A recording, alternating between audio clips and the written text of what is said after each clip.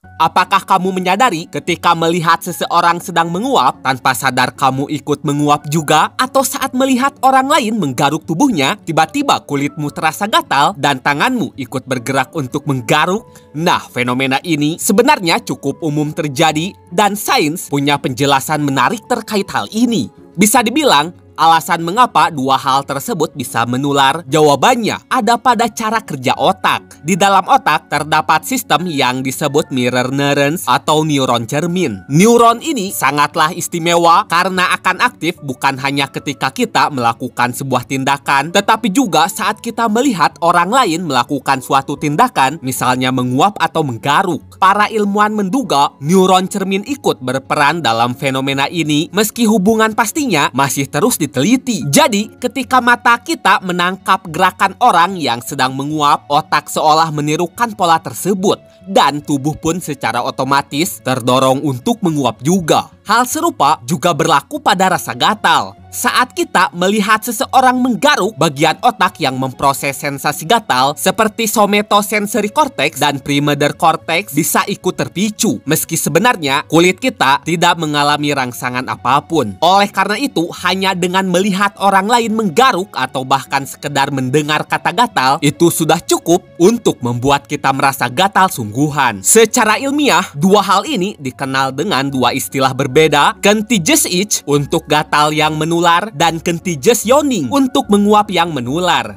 Nah, selain karena proses biologis di otak, para peneliti juga menemukan sisi lain yang tak kalah menarik, yakni fenomena ini ternyata bukan sekedar refleks sederhana, melainkan juga melibatkan empati dan hubungan sosial. Pada gatal menular, otak seolah tertipu oleh sinyal visual sehingga tubuh benar-benar merasakan sensasi gatal meski tidak ada pemicu nyata seperti digigit serangga. Sedangkan pada menguap menular, para ilmuwan menilainya sebagai cerminan kedekatan sosial. Sederhananya, menurut penelitian, kita itu lebih mudah ketularan menguap dari orang terdekat dibanding orang asing. Dua fenomena ini biasanya baru muncul setelah anak berusia sekitar 4-6 tahun ketika kemampuan empati mulai berkembang.